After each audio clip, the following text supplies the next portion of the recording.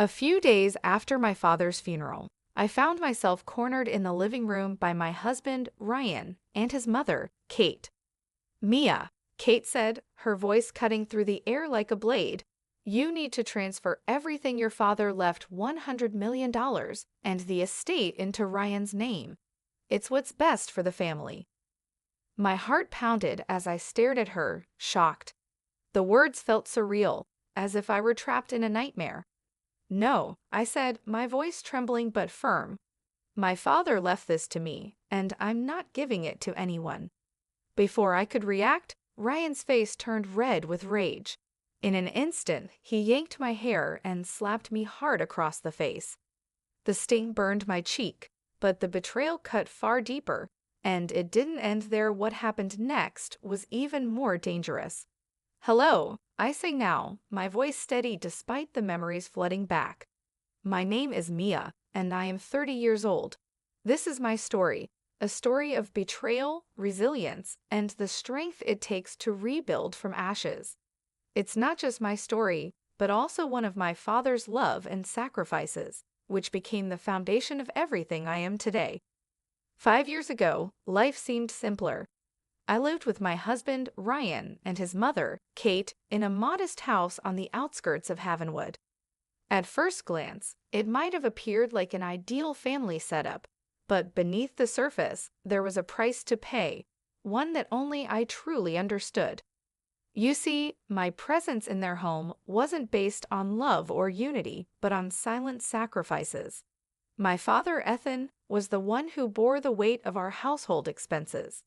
Month after month, he sent money to ensure everything ran smoothly.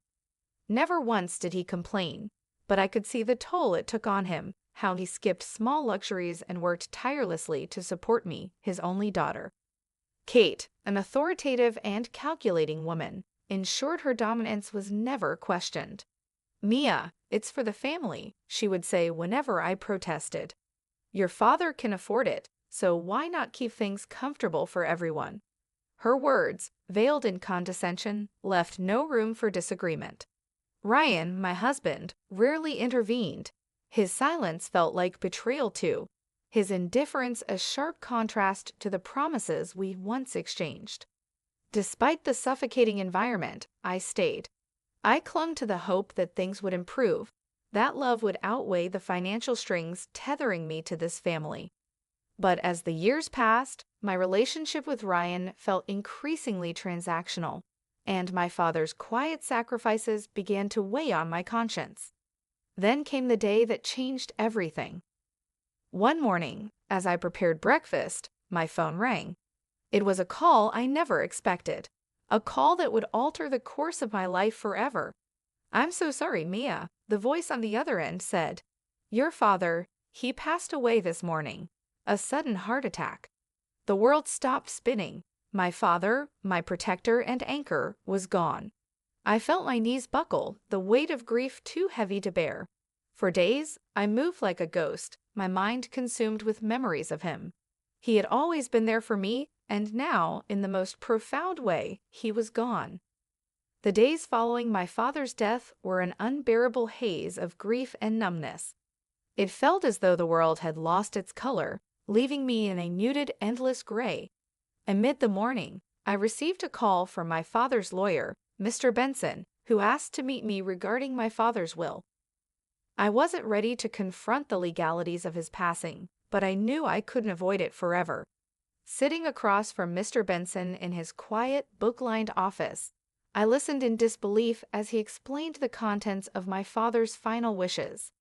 Mia, your father left you his entire estate, he said, sliding a stack of neatly organized papers toward me. This includes a sum of $100 million and his property in Havenwood. My breath caught. Havenwood's estate wasn't just any property, it was a sprawling mansion nestled in one of the city's most prestigious neighborhoods. I had known my father was successful, but the magnitude of his wealth was overwhelming. He wanted to ensure your future was secure, Mr. Benson continued. He was very clear that this inheritance is solely for you.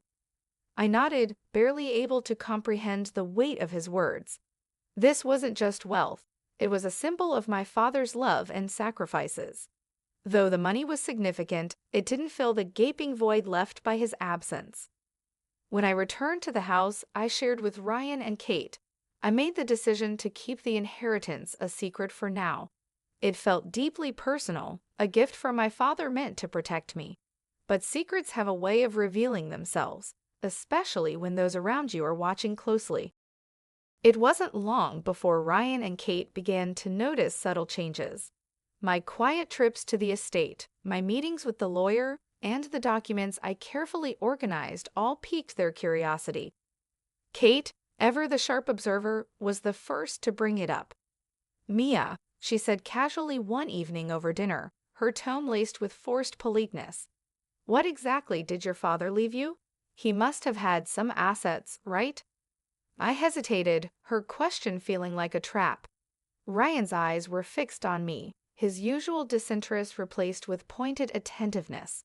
I decided to answer cautiously. "He left me some money and a property," I said, keeping my response vague. Kate's expression didn't change, but I saw the gleam of interest flash in her eyes. Ryan leaned forward slightly, his tone uncharacteristically warm. "That's generous," he said. "A property in Havenwood, that must be something." I nodded, giving nothing away, but I could already feel the shift in their demeanor. Their curiosity soon turned into an unsettling attentiveness. Kate's sharp remarks softened into compliments, and Ryan began acting like the caring husband I had longed for. Yet I couldn't shake the feeling that their kindness was calculated. Weeks passed, and Ryan and Kate's newfound kindness became increasingly unsettling. Small comments and subtle hints evolved into direct questions about my inheritance. Their probing felt invasive, and their motives were becoming alarmingly clear. "Mia," Kate said one afternoon as we sat in the living room, sipping tea. Her voice carried an air of fox concern. "You've been through so much lately. Your father would want you to use his legacy wisely, for the benefit of the family." Ryan, seated beside me, placed a hand on my shoulder in a gesture that felt more possessive than comforting. "Exactly," he chimed in. "We're a team, Mia. We can help you manage everything. You don't have to handle this burden alone." The word burden struck me. My father's inheritance wasn't a burden. It was a gift meant to secure my independence. Their insistence that it was something to be managed by them only deepened my suspicions. The pretense of their concern couldn't last forever. One evening, as I was organizing some paperwork in the living room, Kate and Ryan entered with uncharacteristically serious expressions. Gone was the veneer of kindness. They were done pretending. "Mia," Kate began, her tone commanding. "It's time we talked about what's best for this family. You need to transfer the estate and the money to Ryan's name. It's the logical thing to do." I froze, the weight of her demand sinking in. "What?" I said, my voice barely above a whisper. Ryan stepped forward, his expression cold and resolute. "You heard her. You're part of this family, Mia. What's yours should be ours. Transfer everything." I took a step back, my heart pounding. "No," I said, summoning every ounce of courage I had. "My father left this for me. It's his legacy, and I won't let you take it." Ryan's jaw clenched, his temper flaring. Kate crossed her arms, her eyes narrowing. "Don't be foolish, Mia," she snapped. "We've done everything for you. It's time you repaid us." Her words struck a nerve, igniting a mix of anger and fear within me. "Repay you," I said, my voice trembling. "Everything my father sacrificed for this family, and now you want to take his legacy too?" "No, I won't do it." Ryan's face contorted with rage. In a flash, he lunged toward me, grabbing my arm with such force that it left me breathless.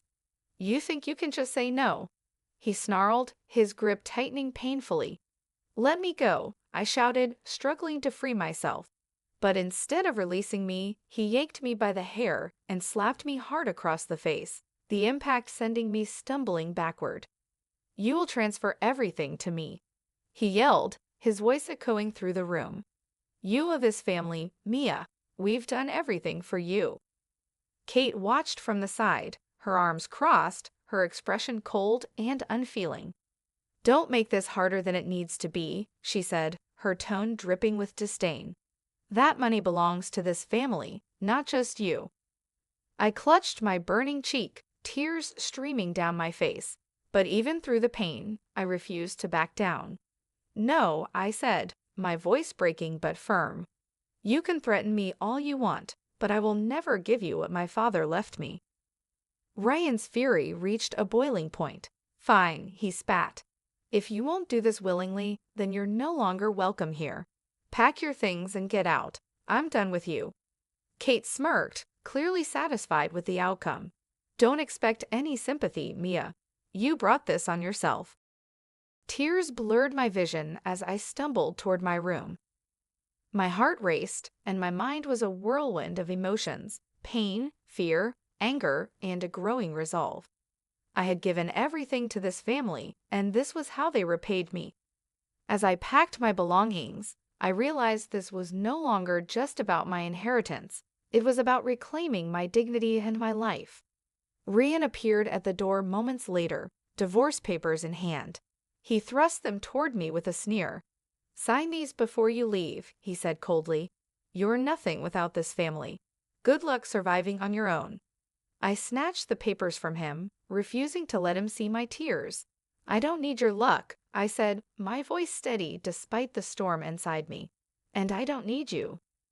By the time I left the house that night, I felt a strange sense of relief mixed with devastation. My father's sprawling estate in Havenwood became my refuge, a safe haven where I could begin to heal. But even amidst the safety of my new surroundings, the bruises on my face and the ache in my heart served as constant reminders of Ryan and Kate's cruelty. In the quiet of my new home, I realized I couldn't let them get away with what they had done. Their greed and violence had gone too far, and it was time for me to take a stand. The very next morning, I sought legal counsel. My lawyer, David, listened intently as I recounted every detail, from their sudden demands for my inheritance to the physical abuse I endured when I refused. "This isn't just a case of inheritance," David said, his tone firm. "It's about abuse, coercion, and manipulation. We have enough here to build a strong case." He advised me to document everything: the bruises, the threats, and even the text messages Kate and Ryan had sent in their attempts to intimidate me. I'd also filed for a restraining order against both of them, ensuring they couldn't come near me or my property. Knowing I had the law on my side gave me a sense of empowerment I hadn't felt in years. However, Ryan and Kate didn't back down easily. They tried to intimidate me through mutual acquaintances and even attempted to enter my property one night. But the restraining order was already in place, and when they showed up uninvited, I called the police. Watching them be escorted off the premises was a small but satisfying victory. The legal battle began soon after when Ryan contested my father's will, claiming that as my husband, he was entitled to a portion of the inheritance. His argument was weak, built on lies and entitlement, and David dismantled it piece by piece in court. Kate, ever the manipulative figure, tried to sway the proceedings, but her arrogance became her downfall. During the trial, the evidence of their abuse became the turning point.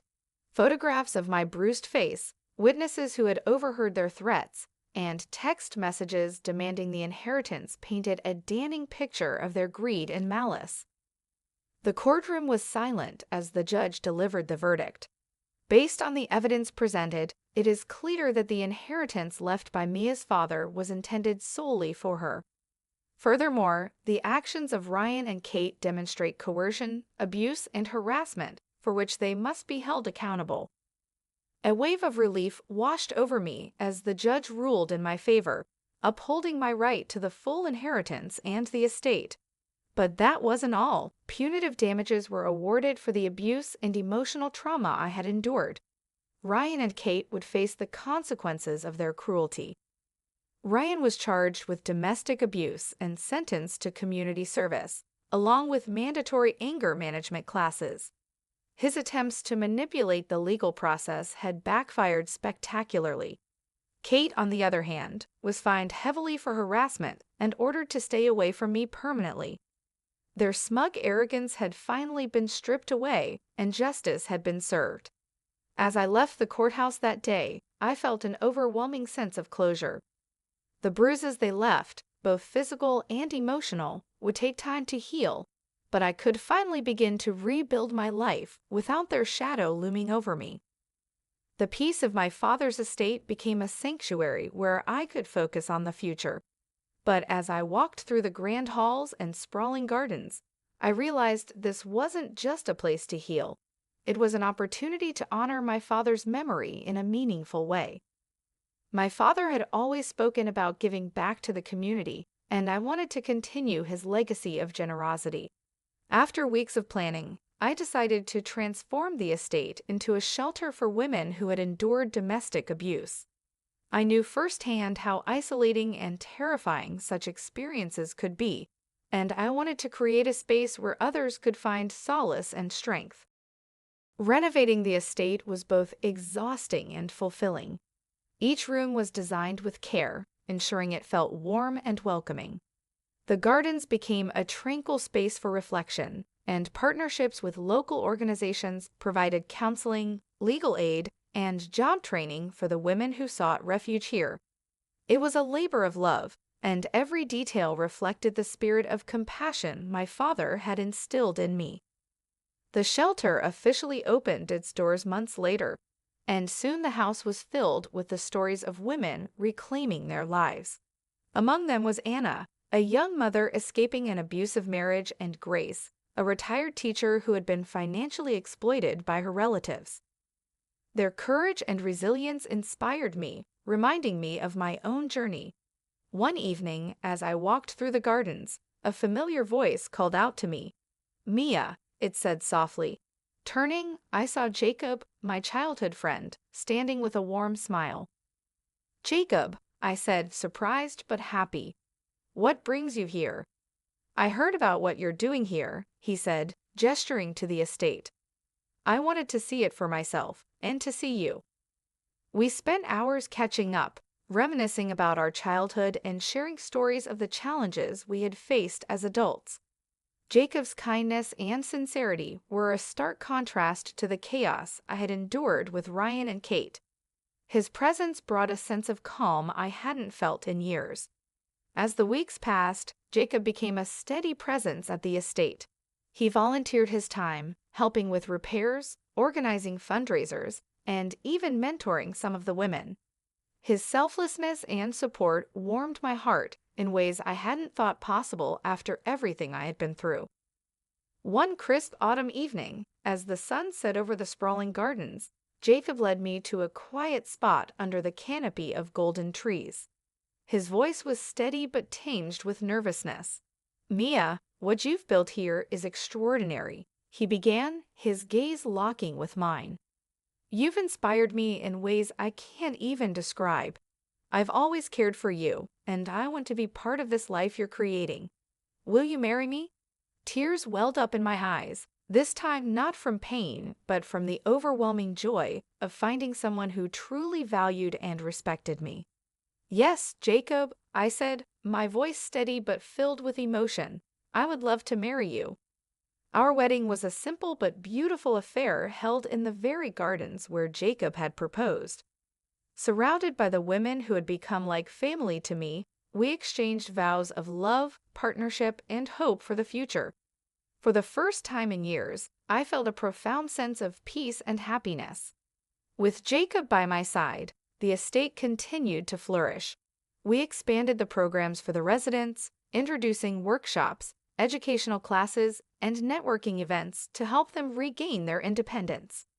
Watching these women grow stronger and more self-assured reminded me of my own journey and how far I had come. The shelter became more than just a refuge. It transformed into a thriving community. Each woman who passed through its doors left her mark, and their collective resilience created an unbreakable bond. Stories of healing and hope echoed through the halls, and I felt my father's presence in every corner of the estate. This was his legacy, and I was proud to carry it forward. Life with Jacob was everything I hadn't known I needed. His patience, kindness, and unwavering support reminded me daily that I deserved happiness and peace. Together, we built a life centered on love and purpose, finding joy in the simplest moments: a quiet dinner on the porch, a walk through the gardens, or a heartfelt conversation under the stars. One day, as we sat on the patio watching the women and children laughing in the garden, I turned to Jacob with a smile. "We've created something beautiful here," I said, my voice filled with gratitude. Jacob took my hand, his warmth grounding me. "No, Mia, you created this. I'm just lucky to be part of it." As the seasons changed, so did my perspective. The pain and betrayal I had endured no longer defined me. Instead, they became the foundation for something greater, a life filled with resilience, compassion, and endless possibilities. Kate and Ryan were nothing more than distant memories. They had faced the consequences of their actions, and I had moved on, leaving their shadows behind. The scars they left had faded, replaced by a strength I hadn't known I possessed. Standing amidst the laughter and joy of the community I had nurtured, with Jacob by my side, I knew I had finally found my place in the world, a place of love, resilience, and new beginnings. Thank you for joining me on this journey through Mia's story of resilience, courage, and triumph. Life often presents us with unexpected challenges, but as Mia's journey shows, every setback can lead to a new beginning if we have the strength to rise again. Her story is a testament to the power of standing firm against greed and abuse, honoring the sacrifices of loved ones, and building a brighter future even from the darkest moments. Mia not only reclaimed her life, but also turned her pain into a source of hope and healing for others.